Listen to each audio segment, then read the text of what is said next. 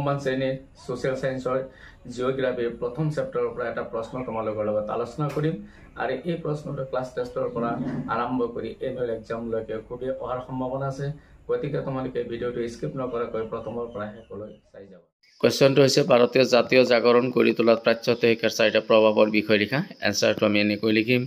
ভাৰতীয় জাতীয় জাগৰণ গঢ়ি তোলাত প্ৰাচ্যত্য শিক্ষাৰ প্ৰভাৱ চাৰিটা তলত আলোচনা কৰা হ'ল 1 নম্বৰ প্ৰাচ্যত্য শিক্ষাই বংগবাসীক মন প্ৰথম আলোড়িত কৰিছিল এফালে ৰাজধানী কলিকতাৰ প্ৰতি আকৰ্ষণ আৰু আনফালে ইয়াৰ শিক্ষা প্ৰতিষ্ঠান কলিকতা শিক্ষানুষ্ঠানত অধ্যয়ন কৰিব পৰাটো এটা গৌৰৱৰ বিষয় হৈ পৰিছিল দ্বিতীয় হৈছে বংগবাসীয়ে পুথি অধ্যয়নৰ মাজেৰে প্ৰাচ্যত্য জগতৰ মহান চিন্তাবিদসকলৰ আদৰ্শৰ লগত চিনাকি হৈ নিজকে ধন্য মানিছিল 3 নম্বৰ ছাত্ৰ জীৱন শেষ কৰি উভতি অহাসকলে তেওঁলোকৰ নৱচিন্তাৰ আলোক সমাজখনত ছটিয়াই দিছিল আমি 4 নম্বৰ এনেকৈ লিখিম কলিকতাত গঢ়ি উঠা শিক্ষিত সমাজখনৰ পৰাই প্ৰথম জাতীয় চেতনাৰ বিকাশ ঘটিছিল তোমালোকে এই ভিডিঅ'টোত